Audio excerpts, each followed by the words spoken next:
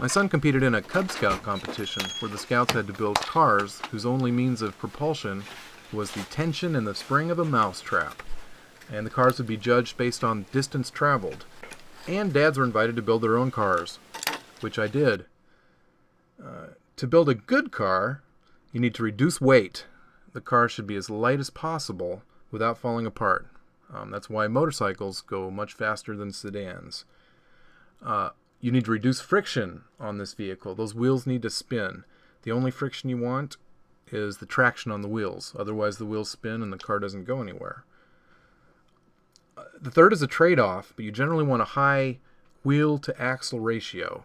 So every time the axle spins, the wheel is going to push the car further. A smaller wheel would turn faster, but this would create more friction and requires you to have more traction. So the fourth is a force extender, such as a lever, to where the mousetrap bar won't pull as hard, but it will pull for a much longer period of time. And 5, you're going to want a string release, so the string will pop off the axle. That's how these cars generally work. The lever of the mousetrap pulls the string, which is wrapped around the axle, and as it pulls, it spins the axle, which moves the back wheels. Because a lever is so commonly used in these designs, these cars usually have a very long body to accommodate that long lever. So they're basically long and thin like a dragster. To be as light as possible and have less moving parts, I believe a 3-wheel design is ultimately better than a 4-wheel design. My first thought was to build a tricycle with 2 large wheels in the back. But after thinking about it, I eventually went with a reverse trike to where it was a single wheel in the back, because it would require less rotational force to move one wheel to propel that car. I still put a rubber band around it for traction. I use the part of the case that holds CDs. Most people use CDs for big wheels. Record player discs are also used, and you can pick those up cheap.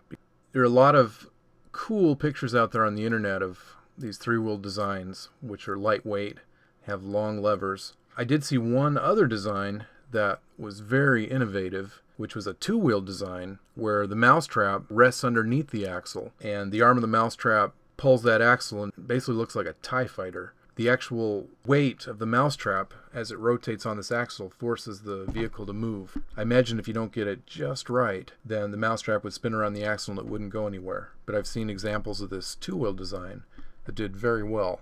Ultimately, my car did beat the Cub Scouts, and there weren't any other dads that competed, so I felt kind of stupid. But was proud of my son, who got 2nd place, but he also thought outside of the box and came up with a catapult. Since the rules only required that the tension and the spring of a mousetrap propelled the car, he built a catapult and shot a Hot Wheel across the gym floor. That actually beat out every other car except for mine. It was a fun project.